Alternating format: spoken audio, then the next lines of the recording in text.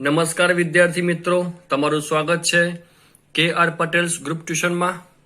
ધોરણ 8 થી 12 કોમર્સ, જેમાં આજે આપણે ધોરણ 11માં અર્થશાસ્ત્રમાં ચેપ્ટર બીજાનો ત્રીજો વિડીયો જોવાનો છે. આજનો મુદ્દો છે ઉત્પાદનના સાધનો. દેશમાં જેટલી પણ આવક થાય છે, રાષ્ટ્રીય આવક, એ દરેક આવકમાં આ 4 સાધનનો મુખ્યત્વે ફાળો હોય છે. આમના કારણે જ આવક થતી હોય છે. આપ ધોરણ 10માં સામાજિક વિજ્ઞાનમાં પણ આ મુદ્દો આપ ભણી ચૂક્યા છો. તો એમાં પહેલું સાધન છે જમીન, એટલે કે ભૂમિ. હવે સામાન્ય રીતે એવું સમજાતું હોય છે કે જેને ઉપર આપણે રહીએ છીએ, માણસ જ્યાં વસવાટ કરે છે એને જમીન કહેવાય. પણ અર્થશાસ્ત્રી પ્રોફેસર માર્શલના મતે માત્ર જમીન એટલે જ્યાં રહીએ છીએ એ નહીં, પરંતુ હવા, પાણી, સૂર્યપ્રકાશ, આબોહવા એ બધાનો સમૂહ એટલે જમીન એવું કહી શકાય. કારણ કે માત્ર જમીન એ ઉત્પાદનમાં કામમાં નથી આવતું. જેમ કે ખેતી કરવી હોય તો સારી આબોહવા પણ જરૂરી છે, સૂર્યપ્રકાશ પણ જરૂરી છે, તો તમે એમાં ખેતી કરી શકો, એનો પાક લઈ શકો, એ વેચી શકો અને આવક ઊભી કરી શકો. એટલે માત્ર જમીન નહીં, આજે બાકીના પરિબળ છે, ચોખ્ખી હવા, સૂર્યપ્રકાશ, સારી આબોહવા, એ બધું પણ જરૂરી હોવાથી પ્રોફેસર માર્શલે વિસ્તૃત વ્યાખ્યા આપી જમીનની, કે માત્ર જ્યાં રહીએ છીએ એ જમીન નથી, પણ હવા, પાણી, સૂર્યપ્રકાશ, આબોહવા એ બધાનો સમૂહ એટલે જમીન. હવે લક્ષણો. તો પહેલું કે જમીન એ કુદરતી બક્ષિસ છે. એ માનવ સર્જિત નથી, એ કુદરતી બક્ષિસ એટલે કુદરતી ભેટ છે. બીજું, જમીનનો કુલ પુરવઠો સ્થિર છે. એટલે જેટલી જમીન આપણને કુદરતે આપી છે એ ના ઘટાડી શકાય ના વધારી શકાય. એ જમીનનો જથ્થો એ એટલો રહે છે. ત્રીજું છે જમીન અગતિશીલ છે.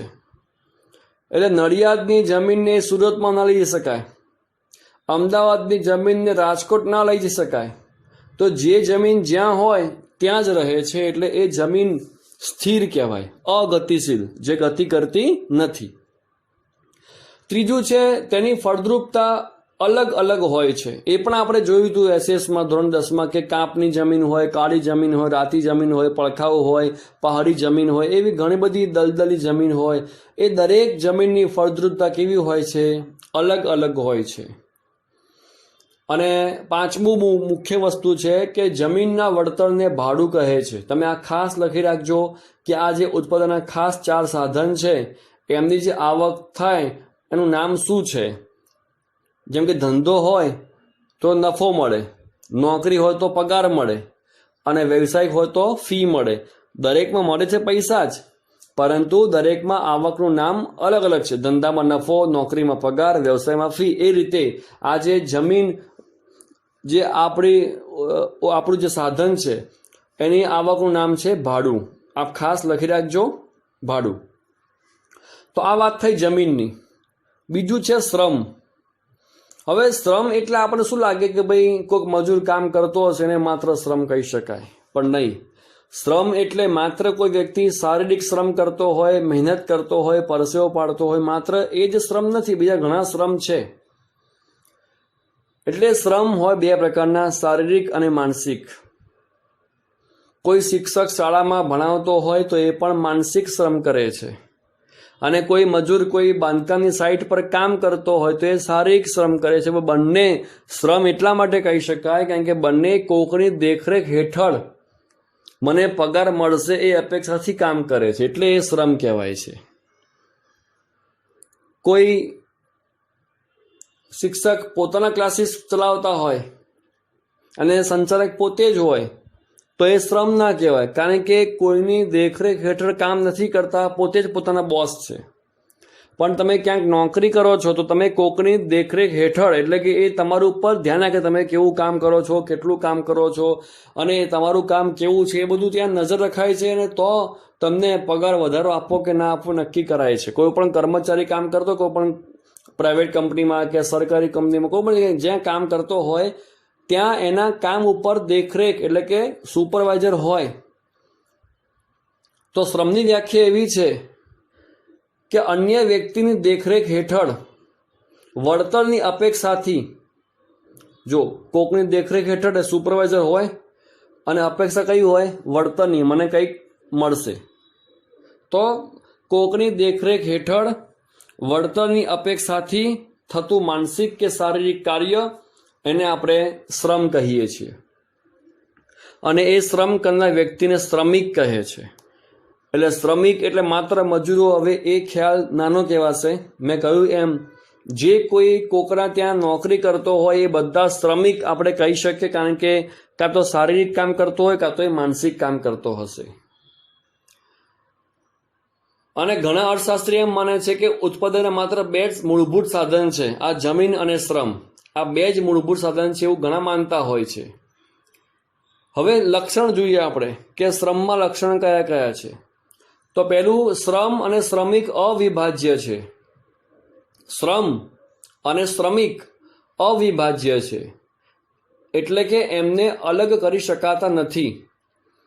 કોઈ શિક્ષક હોય, એનામાં જ્ઞાન છે અને એ બાળકોને ભણાવે છે, તો એનું જ્ઞાન, એનું થતું કાર્ય એ શ્રમ છે અને પોતે શ્રમિક છે. તો આપણે એ શિક્ષકમાંથી એનું જ્ઞાન અલગ નહીં કરી શકીએ.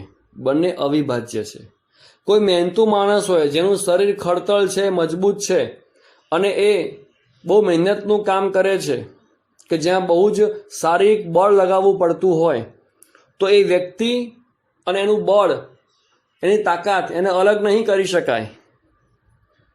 જેમ તમે વિદ્યાર્થી, તમારામાં ઘણું બધું જ્ઞાન છે દરેક વિષયનું, તો તમને તમારા જ્ઞાનને અલગ નહીં કરી શકાય. એ અવિભાજ્ય છે. તમે શ્રમિક નથી. આ ખાલી ઉદાહરણ તમને આપ્યું છે કે આ બે વસ્તુ અલગ ન કરી શકાય. જેમ કે મોબાઈલ અને અંદર રહેલી એપ, એ બંનેને અલગ ન કરી શકાય. તમે એપને ડિલીટ કરી શકો પણ મોબાઈલથી એપને બહાર ન કાઢી શકો, કારણ કે બંને અવિભાજ્ય છે. આવા ઘણા બધા ઉદાહરણ તમે જાતે શોધવાના છે કે તમારી આસપાસ જ તમને જોવા મળે. તો શ્રમ અને શ્રમિક અવિભાજ્ય છે. લક્ષણ બીજું છે, શ્રમ નાશવંત છે, એટલે કે એમનો સંગ્રહ ન થઈ શકે. માનો કોઈ મજૂર રોજની 200 ઈંટ ઊંચકી શકે એવી ક્ષમતા ધરાવે છે. કોઈ મજૂર રોજની 200 ઈંટો ઊંચકી શકે એવી ક્ષમતા ધરાવે છે.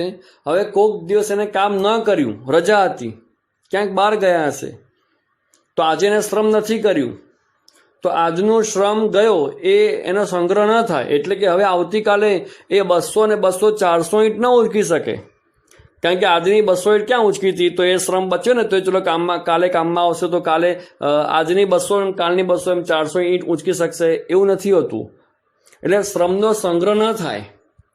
એ જે દિવસે વાપરવાનો હોય એ દિવસે ઉપયોગ થાય તો ઠીક છે, બાકી પછી એ નાશવંત છે, નાશ પામે છે.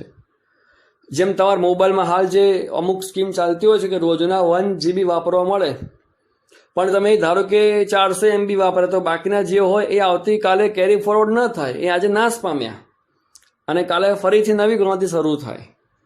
તો આવી ઘણી બધી સ્કીમ હોય છે એમાં. તો શ્રમ નાશવંત છે. તમે આજે જે ક્ષમતા છે એ આજે વાપરવી પડશે અને સંગ્રહ નહીં થઈ શકે. બાકી કોઈ દિવસ કોઈ મજૂર 7 દિવસ કામ ના કરે તો શું 8મા દિવસે 200 × 1400 અને એ દિવસના 200 એમ 1600 ઈંટ ઊંચકી શકશે? ના ઊંચકી શકે. એટલે શ્રમ નાશવંત છે, એનો જે તે સમય ઉપયોગ કરવો જરૂરી છે. ત્રીજું છે, સામાજિક માનસિક કારણો ગતિશીલતાને અસર કરે છે. કોક જે માનસિક કામ કરતું હોય કે શારીરિક કામ કરતું હોય, એમના ત્યાં માનો લો કે કોઈ સમાજમાં, એમના કુટુંબમાં કોઈ વ્યક્તિ જે એમની ખાસ અંગત છે, બીમાર છે અને તબિયત નથી સારી, એને કારણે આ મજૂર કે શ્રમિક જે હોય, શારીરિક માનસિક જે કામ કરતું હોય, એને મનમાં થોડું ટેન્શન છે, તો એનું અસર એના કામ પર થશે. એ એના કામ પર મન લગાવીને કામ નહીં કરી શકે.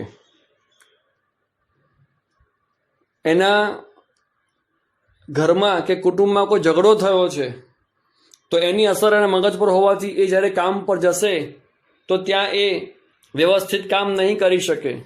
તો આવી સામાજિક અને માનસિક જે કારણો હોય એ એમની ગતિશીલતા ઉપર ચોક્કસથી અસર કરે છે. કારણ કે શ્રમ એ જીવંત છે, જમીન તો નિર્જીવ છે. જમીન ભલે પાક આપે બધું બરાબર છે પણ એ સજીવ નથી, જ્યારે શ્રમ એ સજીવ છે. એટલે એને લાગણીઓ હોય, એટલે સામાજિક માનસિક કારણથી એના સ્વભાવ ઉપર, એની કામ કરવાની ક્ષમતા ઉપર, એના જુસ્સા ઉપર અસર ચોક્કસથી પડે છે. ચોથું છે, દરેક શ્રમિકની કાર્યક્ષમતા અલગ હોઈ શકે છે. તો સીધી વસ્તુ છે, જમીનમાં પણ શીખ્યા આપણે કે દરેક જમીનની ફળદ્રુપતા અલગ હોય છે, દરેક વિદ્યાર્થીની યાદશક્તિ અલગ હોય છે, એમ દરેક શ્રમિકની કાર્યક્ષમતા પણ કેવી હોય છે? અલગ હોય છે. કોકની વધારે હોય અને કોકની ઓછી હોય છે. પાંચમું છે, શ્રમના પુરવઠાનો આધાર વસ્તી પર છે. એટલે કે એ વસ્તીમાં વધુ સંખ્યા હશે તો ત્યાંથી આપણને વધુ શ્રમિક મળી રહેશે, અને ત્યાં વસ્તી ઓછી હશે તો ત્યાંથી આપણને શ્રમિક ઓછા મળી રહેશે. છઠ્ઠું છે, શ્રમને ચૂકવાતા વળતરને વેતન કહે છે. આ ખાસ મુદ્દો લખી રાખજો. જેમ જમીનની આવક ભાડું છે એમ શ્રમની આવક વેતન એટલે કે પગાર છે. વેતન પણ કહેવાય અને પગાર પણ કહેવાય છે. તો આ ખાસ લખી રાખજો, જમીનની આવક ભાડું અને શ્રમની આવક વેતન. હવે ત્રીજું છે મૂડી. હવે આપણે શીખ્યા એકાઉન્ટમાં કે મૂડી એટલે શું છે કે વેપારી ઘરેથી અંગત માલ, મિલકત કે રોકડ ધંધામાં લાવે એને મૂડી કહે છે. તો એ મૂડી જે છે એ ઉત્પાદનનું એક સાધન છે. કારણ કે તમારી પાસે જમીન હોય, શ્રમિક પણ હોય, પણ એમની પાસે કામ કરવાના પૈસા જ નહીં હોય તો તમે કોઈ પણ કામ નહીં કરી શકો. તમારી પાસે જમીન છે, એની ઉપર કામ કરનારા મજૂરો પણ છે, પણ એ જરૂરી યંત્રો, બિયારણ લાવવા માટે તમારી પાસે પૈસા નથી તો તમે એમાં ખેતી નહીં કરી શકો. તો મૂડી એ તો બહુ જરૂરી સાધન છે. કારણ કે મૂડી વગર તો તમે કોઈ પણ સાધન એટલે કે જમીન કે શ્રમ નહીં વાપરી શકો. તમારી પાસે શિક્ષક છે અને શાળા છે, પણ જે જરૂરી સાધન જોઈએ છે, બોર્ડ છે, બેન્ચીસ છે, ચોક છે, ડસ્ટર છે, એમાં પંખા છે, આમાં ખાસ હોય તો એસી તો દરેક ક્લાસરૂમમાં નથી હોતા, પણ જે જરૂરી વસ્તુઓ છે એ તમારી પાસે ન હોય તો તમે એ લેબોરેટરી ના હોય, કોમ્પ્યુટર રૂમ ના હોય તો તમે એ પૈસા વગર એ બધું ઊભું નહીં કરી શકો. તો આ રીતે જમીન અને શ્રમ એ બંને તમારી પાસે ગમે એટલા કેમ ન હોય પણ મૂડીના અભાવે એ બંને નિરર્થક સાબિત થશે. લક્ષણ જોઈએ આપણે મૂડીના કે ઉત્પાદનનું માનવ સર્જિત સાધન છે. એટલે જમીન અને શ્રમ એ માણસ નથી બનાવ્યા, પણ મૂડી જે છે, પૈસા એ માણસે બનાવ્યા છે, એ માણસે છાપ્યા છે. એટલું કહી શકાય એ માનવ સર્જિત સાધન છે. અને મૂડી એ સૌથી ગતિશીલ સાધન છે. આજે 100 રૂપિયાની નોટ મારી પાસે હોય, કલાક પછી બીજે ક્યાંય હોય, કલાક પછી બીજા શહેરમાં હોઈ શકે છે. કારણ કે પૈસા તો આમથી આમ ફરતા રહે છે. જેટલા વેપાર વ્યવહાર થાય, જેટલા આર્થિક વ્યવહાર થાય, એમાં પૈસાની આપ-લે થાય, તો એવું કહી શકાય કે મૂડી જે છે એ સૌથી ગતિશીલ સાધન છે. એટલે આ ચારેય સાધનમાંથી જો ફાસ્ટ કોઈ ગતિ કરતું હોય તો એ મૂડી છે. ત્રીજું છે, અછત ધરાવતું સાધન છે. કારણ કે મૂડીની અછત હોય છે કે કોઈક પાસે વધારે પૈસા હોય અને કોઈક પાસે જરૂરી પૈસા ન હોય, એને અછત કહેવાય. એટલે મૂડી એ એવું સાધન છે કે કોક વાર એની અછત પણ હોઈ શકે છે. અને ચોથું મુખ્ય છે, મૂડીનું વળતર વ્યાજ છે. જેમ જમીનની આવક ભાડું, શ્રમની આવક વેતન કે પગાર, એમ મૂડીની આવક વ્યાજ છે. તમે આ પણ લખી રાખજો. અને ચોથું સાધન છે નિયોજક. એવું કહેવાય કે આ ત્રણેય સાધન, જમીન, શ્રમ અને મૂડી, આ ત્રણેય સાધન ને એક દિશામાં વાળનાર વ્યક્તિને નિયોજક કહે છે. જેમ કે ફિલ્મ ડિરેક્ટર, અભિનેતા હોય, અભિનેત્રી હોય, સંગીતના નિર્દેશક હોય, ગીતકાર હોય, નૃત્યકાર હોય, પણ એ બધાને એક સરખી રીતે ઢાળમાં કામ લેવાની ક્રિયા કરે એને ડાયરેક્ટર કહેવાય, નિર્દેશક, જે આખું ફિલ્મ બનાવે છે. કોન્ટ્રાક્ટર દરેક મજૂરને ક્યાં કેટલા પ્રમાણમાં કામ સોંપવું, ક્યાં કયું કામ શરૂ કરવું, એ બધું બુદ્ધિ જે વાપરવાનું કામ છે કોન્ટ્રાક્ટર કરે છે. તો નિયોજક એટલે કે આ ત્રણેય સાધન, જમીન, શ્રમ અને મૂડી, એ ત્રણેય સાધનને એક સાથે ક્યાં ઉપયોગમાં લેવા કે ઓછા સમયમાં વધુ કામ થઈ શકે એ વિચારવાનું કામ, એને ભેગા કરવાનું કામ જે કરે એને કહેવાશે નિયોજક. હવે નિયોજક એ જોખમ ઉઠાવે છે અને એનું વળતર નિશ્ચિત નથી. ઉદાહરણ તરીકે માનો કે કોઈ કોન્ટ્રાક્ટર છે અને એમણે કોઈક જગ્યાએ ફ્લેટ બાંધવાનું કામ શરૂ કર્યું છે. તો જમીન જેની છે એને પૈસા આપી દેવાના અથવા એનું ભાડું હોય જે આપી દેવાનું. શ્રમિક જે લાવે એને પગાર આપી દેવાનો. જ્યાંથી લાયા હોય ઓછીના પૈસા લોન તરીકે એઝ એ મૂડી એનું વ્યાજ આપી દેવાનું. પણ એ ફ્લેટ બંધાયા પછી આવી કોઈ પણ સ્થિતિ આવે કે જે મંદીનું કારણ બની રહે અને નફો ન થાય, તો એ જોખમ માત્ર ઉઠાવવાનો નિયોજકે. જમીનને ભાડું આપી દેવું પડશે, શ્રમિકને પગાર આપી દેવો પડશે અને મૂડી ઉપર વ્યાજ આપી દેવું પડશે, પણ નિયોજકને નફો મળે પણ ખરો અને ન પણ મળે, કારણ કે બધું જોખમ એ ઉઠાવે છે. કોઈ પિક્ચર હોય તો અભિનેતા હોય, અભિનેત્રી હોય, મ્યુઝિક ડિરેક્ટર હોય, ડાન્સ ડિરેક્ટર, એ બધાને પૈસા આપી દેવાના હોય છે જેમ જેમ કામ થાય તેમ. હવે પિક્ચર સુપરહિટ થાય તો જે પૈસા મળે એ પ્રોડ્યુસર કે ડિરેક્ટરને મળે છે, અને જો પિક્ચર ફ્લોપ જાય તો જે પૈસા લીધા છે હીરો કે હિરોઈને, અભિનેત્રીઓએ, એ તેની પાસે જ રહે છે. નુકસાન કોણ ભોગવે છે? પ્રોડ્યુસર કે ડિરેક્ટર. અને નફો થાય તો વધુ પૈસા પણ કોણ મેળવે છે? ડિરેક્ટર કે પ્રોડ્યુસર. એટલે એમની પર જોખમ છે કે વધુ પણ મળે અને ઓછા પણ મળે. જ્યારે પેલા લોકોને તો પૈસા આપી દેવાના છે, પિક્ચર હિટ જાય કે ફ્લોપ જાય. એ રીતે દરેક કાર્યમાં આ જમીન, શ્રમ ને મૂડી, એ ત્રણેય જે આવક છે ચૂકવી દેવાની હોય છે. પણ નિયોજક જે છે એ જોખમ ઉઠાવે છે, નફો પણ મળે કે નુકસાન પણ સહન કરવું પડે છે. તો લક્ષણ જોઈએ આપણે કે તે નિર્ણય કરે છે. મેં કહ્યું એમ આ ત્રણેયને એક સાથે લેવાનું કામ કરે તો નિયોજક, એટલે બધા ડિસિઝન, નિર્ણય એ કરે છે. બીજું, તે જોખમ ઉઠાવે છે, જે આપણે હાલ ચર્ચા કરી. ત્રીજું, નિયોજન શક્તિ એક ગુણ છે, કંઈક અલગ વિચારવું, સર્જનાત્મક કામ કરવું એ તમારો ગુણ કહેવાય. અને ચોથું છે, તેને મળતા વળતરને નફો કહે છે. જેમ જમીનની આવક ભાડું, શ્રમની આવક વેતન કે પગાર, મૂડીની આવક વ્યાજ, એમ આની આવક છે નફો. તો આ ચાર હતા આપણા ઉત્પાદન સાધનો, ચારેયની વ્યાખ્યા, એના લક્ષણો અને ચારેયની આવકનું નામ એ તમારે ખાસ યાદ રાખવાનું છે. હવે મુદ્દો છે વ્યાપાર ચક્ર, ધ ટ્રેડ સાયકલ.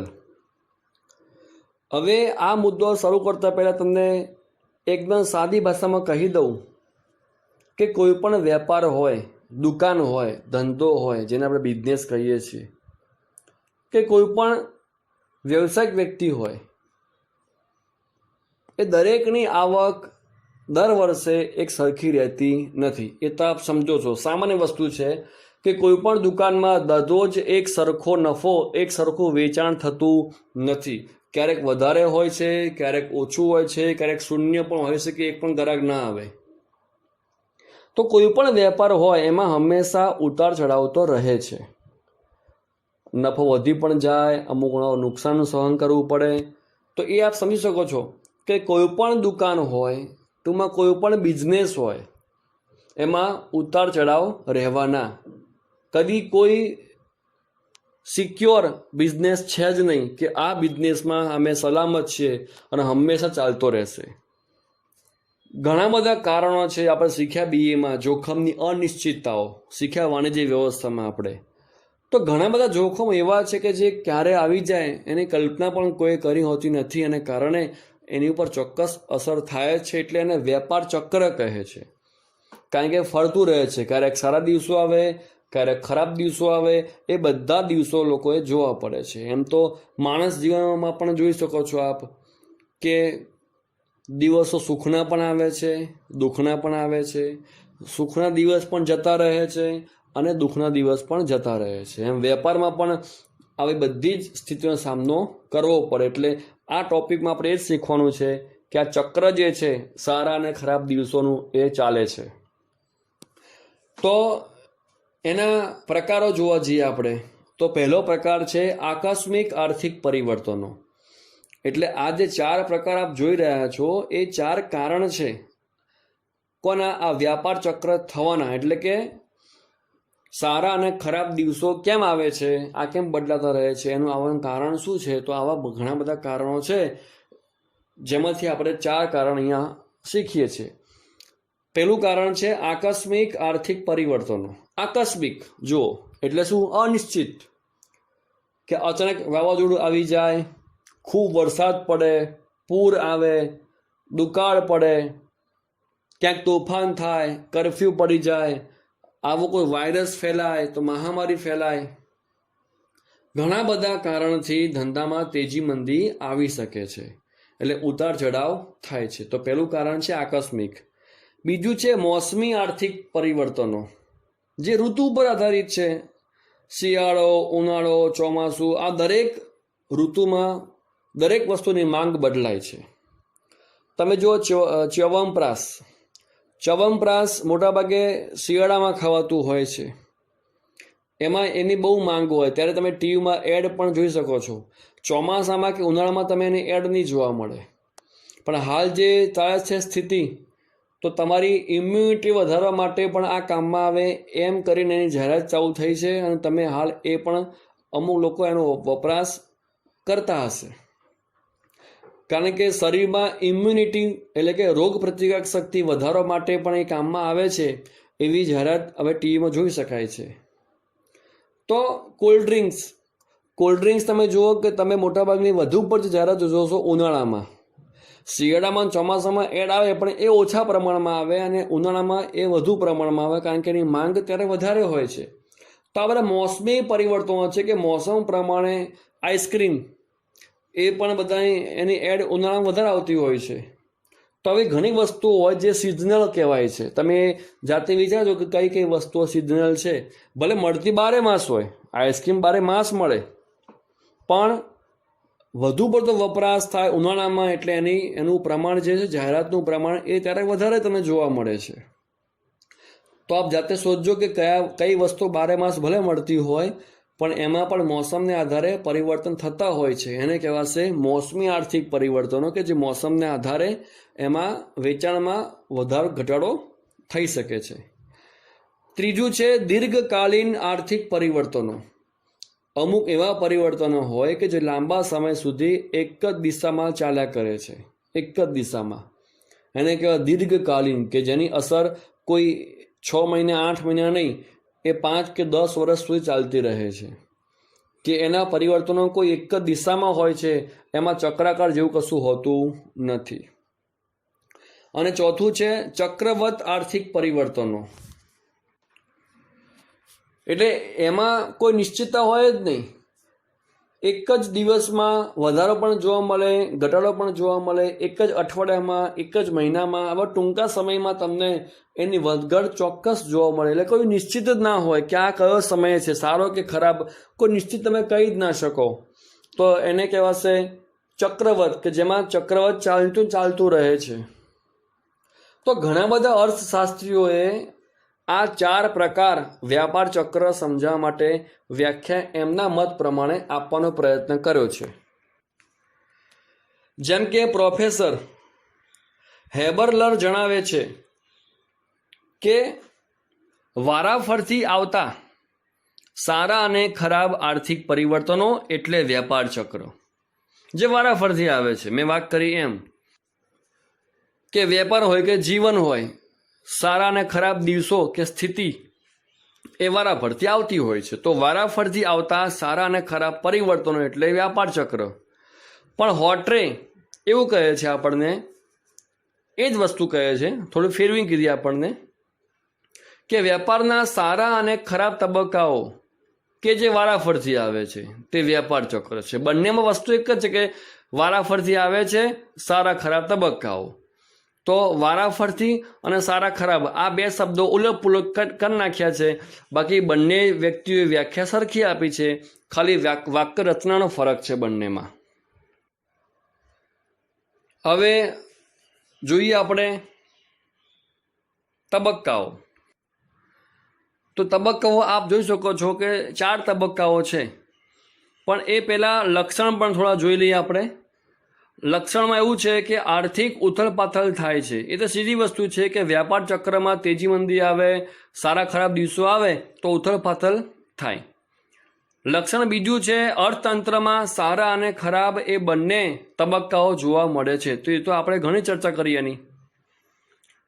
ત્રીજું છે વ્યાપાર ચક્રીય ઉથલપાથલ સરખા સમયાંતર ઉદ્ભવતી નથી. એ તો વાત કરી કે અનિશ્ચિત હોય છે, અને જે વસ્તુ અનિશ્ચિત હોય એ સરખા સમય ક્યાંથી થાય? એટલે સીધી વસ્તુ છે એ સરખા સમયાંતરે થતી નથી. તો લક્ષણો જે આપણે ચર્ચા કરી છે વ્યાપાર ચક્રમાં એ જ છે, એમાં કંઈ નવું આપણે જાણવાનું નથી. હવે જોઈએ જે સ્ટેજીસ એટલે કે તબક્કાઓ જોઈએ આપણે. તો ફર્સ્ટ છે તેજી.